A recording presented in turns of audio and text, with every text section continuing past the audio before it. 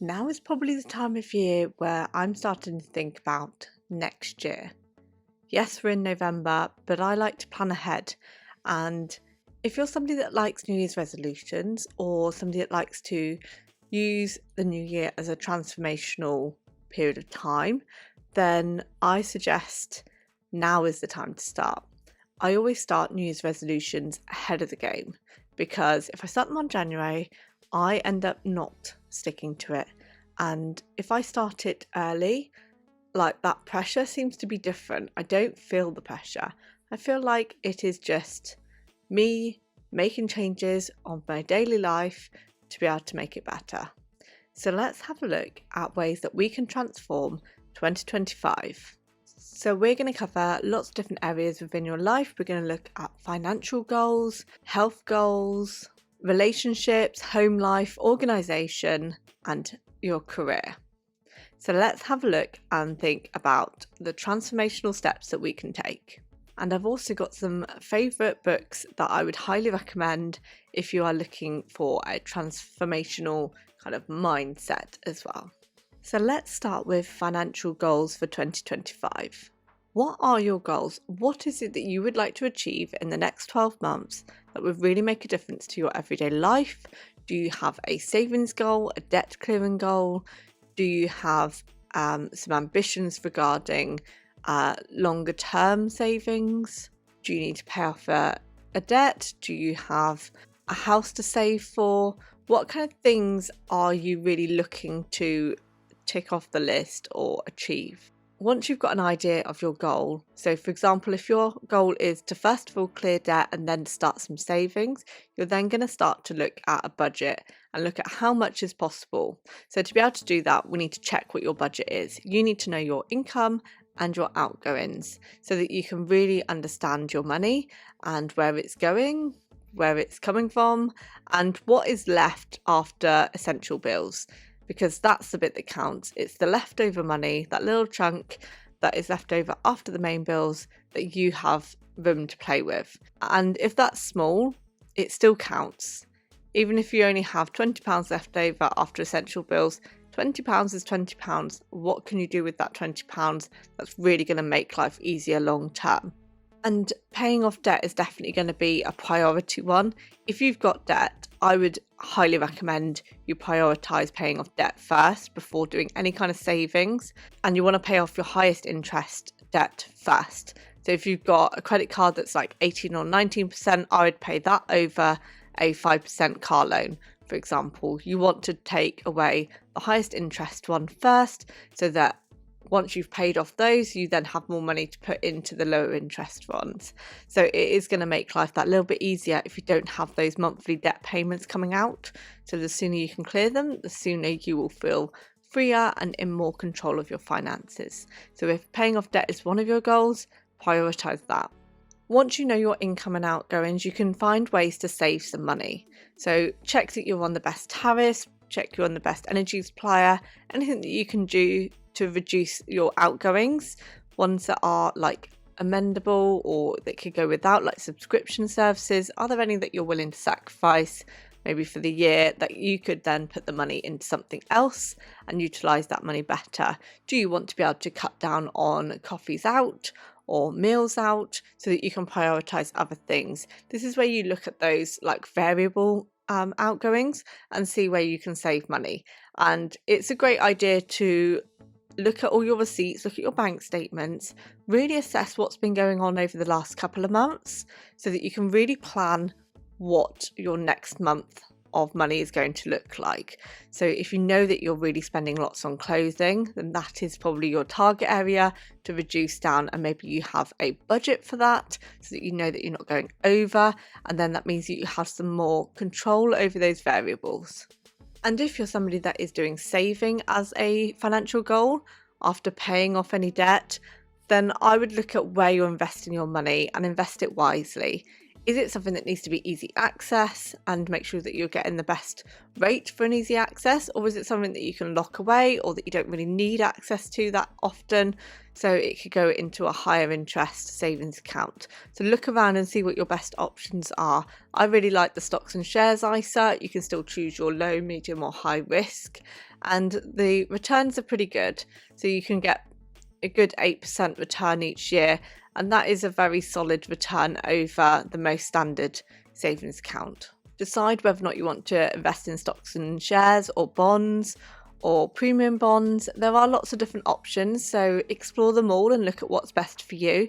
And if you're really wanting to work on your finances, then get in touch with a financial advisor and they will be able to give you a better picture on what to do with your money. So if you feel like you're in a real pickle, then that's really going to give you some clarity, and a financial advisor is going to be the best person to do that. If you enjoyed this video so far, don't forget to give it a thumbs up and press like and subscribe. Any like, comment and share really does make a difference to how much this is seen. So if you have any additional thoughts, leave them in the comments below and say what you are working on for 2025. What is going to be your glow up goal? Now let's talk glow up for relationships. What's important to you with regards to relationships? This can be a romantic relationship, it could be talking about friendships. What is it that you would like to work on?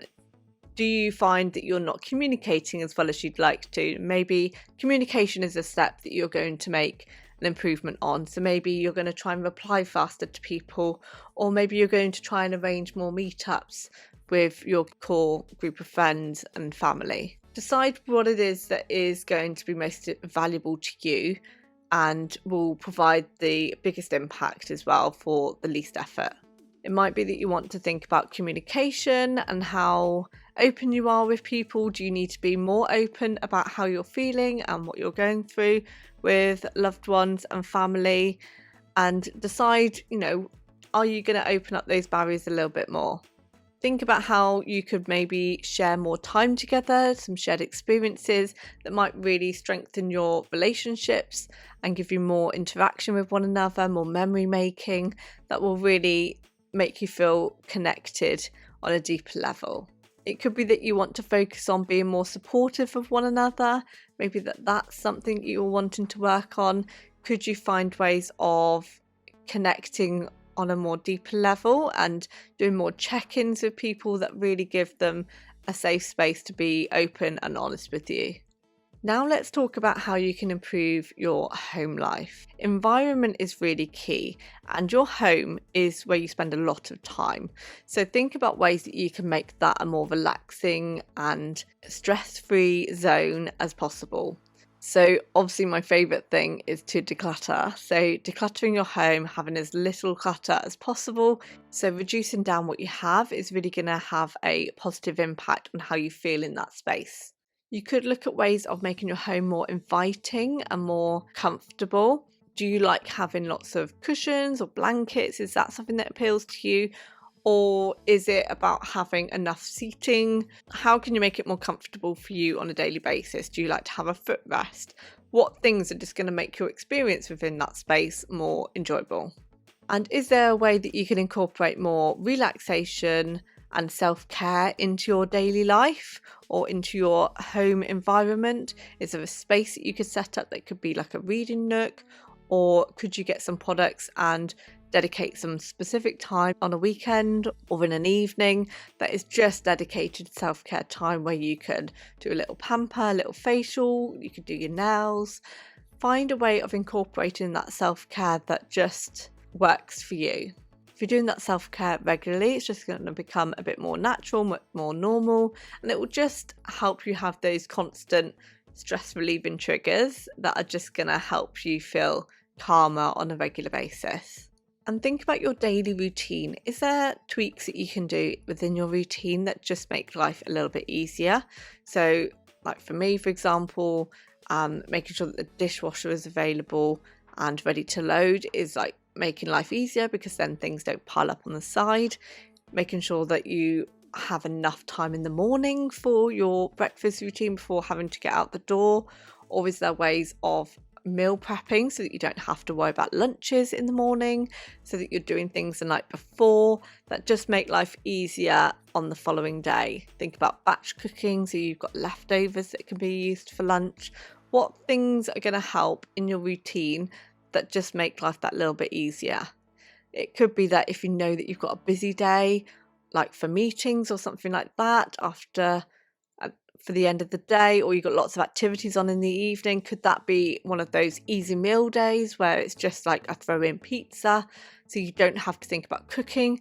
Think about ways that can make your routine and your daily schedule that little bit easier and work around what it is that you're doing. Now let's talk about organisation. There are lots of strategies that you can implement within your home that make things a little bit smoother, a little bit easier to manage. Have you got things in the right place within your kitchen, within your home? Does everything have a home? Make sure that everything has a sensible place to live in your home. For example, if it's something that you use, if it's a cable and you use it in the living room, then it should be stored in the living room, not upstairs. So you're not having to do extra moving around just to find the item or to put it away, etc. Make life easier by having organisational systems in place. If you always take shoes off near the front door, have you got somewhere for shoes to go? That just makes sense. So for example, for me and my son, we have got a basket that goes under the stairs, and that's an easy throw in for shoes, and that's just where they go. So it makes it a really easy, simple system, and then we don't have shoes traipsed upstairs, and we know exactly where to look for shoes. It's really simple. It makes sense. When you're thinking about organisation, think about making sure you're looking at your to-do list and what things you're prioritising. Don't be afraid to say no to things. It is okay to say no, you don't have capacity for that. Reducing down the things that you're saying yes to will just make a lot more sense.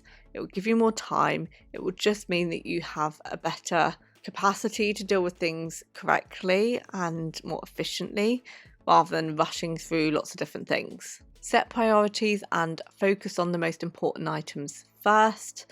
And then others are obviously not as important, so it doesn't matter if they don't get done. Take that pressure off of having to do everything on your to-do list. It is okay if they don't happen. And delegate tasks. There are people within your household that can help you. Everybody should have a job. Everybody should have a role within running the house. It's not just down to one person. As children get older, they can take on more responsibilities. So slowly building that as a natural system of helping each other out, and use technology to help you to keep organised. I totally rely on my calendar on my phone, and that just makes it easy. When I'm out and about, I can just have a look through calendar, see if I'm free, and then I can book things in straight away. And that is a system that works for me. You may have a calendar system that is hung up that just works for you guys. Think about what ways will keep you organised and keep everybody on the same page. There are also to-do list apps or sticky note apps and things like that you can use on a phone or on a laptop or desktop. Find things that work for you. There are so many organisational apps. I've used Notion, I've used Xtiles, and I've used sticky notes on my laptop, and that just makes a world of difference. I have systems in place that help me stay organised. Now let's talk about health goals, and this is going to be such a personal goal that you might want to think about. Are you wanting to put on weight, lose weight, be healthier, eat more veg? What specifically would make a difference to your daily life that you could work on? So for me, it's about eating more veg. That is my goal, is to have a variety of veg in my diet so that I'm doing the best thing that I can for my gut and for my overall health, because if my gut's happy, I'm happy. And that is something that I'm working on. Create a meal plan, a healthy eating plan that will work for you, that you can stick to. Think about when you're busy and think about easy meals that throw together really nicely, and that will help factor in those busy periods so that you don't go for processed food, etc. Just think about ways of making things work for your schedule, and scheduling some exercise. What exercise works for you? You may not be able to do running or the gym, but could you do squats? Could you do at home exercises, or could you do more walking? Think about which elements you would be able to do and would be enjoyable for you. Make sure you're getting enough sleep, and also think about stress reducing factors as well. Make sure that you're thinking positively about situations. If you frame things in a positive light, your stress will reduce. Be kind to yourself, be kind to others, and stress will naturally reduce. And there is a book that I can share about that will definitely help. And don't forget to see your doctor for regular checkups if you're concerned about anything. Now let's talk career goals. Have you started a side hustle? Are you building a business? Are you looking to change jobs, or are you looking for a promotion? What's your focus for the next year? Do you need to improve a particular skill that you could start looking at training for? Or do you need to invest in other things personally to be able to allow for those other things to happen? Or are you quite happy just being as you are for that? Is it about maintaining the norm, about maintaining that status quo? What is going to be important for you?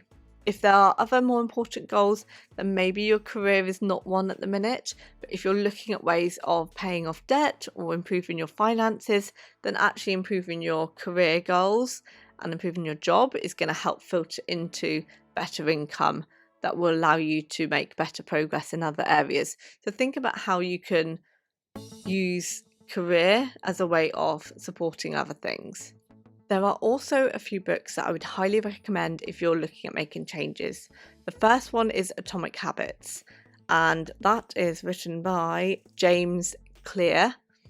And the reason why this is important is because it's about those little changes that you can make, the atomic changes that are going to be minute but make a huge difference as you increase the amount of little changes that you make. So for example, if you're looking at making a healthier diet, is there a way that you can improve one element of that? So is it about just making sure that breakfast is that little bit healthier, or that you have some fruit that goes with your current breakfast situation? So you're implementing one small change, and once you've got that embedded, you then look at the next small change that you can make. So the next change might be improving lunches and having meal prepped. Those are things that you might start and change in, and it's about making those little changes over time, and they all add up to a bigger difference.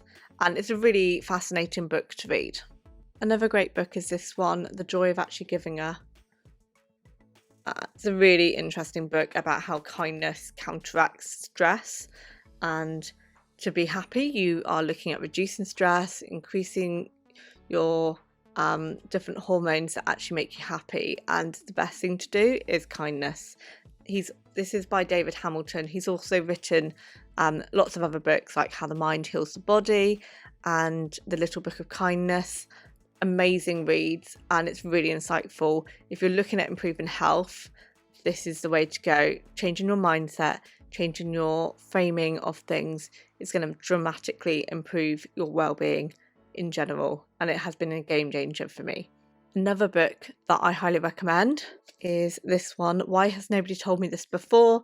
It's by Dr. Julie Smith, and a really interesting insight into psychology and how managing your emotions can help reduce stress. And again, it's about framing. Really interesting read and a really great one. I highly recommend. So just to summarize, you want to start small. Think about small changes that you can make that are going to make a big difference. You don't have to implement everything at once. If you can start one small change, get that embedded, and then add something different. Because once you've got it embedded, it is norm. It is your routine. And then you're ready to introduce a new change, a new habit that is going to improve your life. Make sure you are sharing goals with friends and family. You need a support network that is really going to be understanding of what you're aiming for, what your goals are. And if you know that you're trying to save money, I highly recommend sharing that, because then you can look at free and fun activities that you can do that don't break the bank, and it will just mean that it takes the pressure off having to find money. So hopefully this will be inspiring for a 2025 glow up. There are lots of ways that you can improve and make little changes to your daily life that are going to allow for a bigger transformation. So hopefully that will inspire you to think about what changes you would like to make for the new year. And don't forget, get started now, ahead of the game, embed them, and then work on something new. I should be back for more videos soon. Take care. Bye.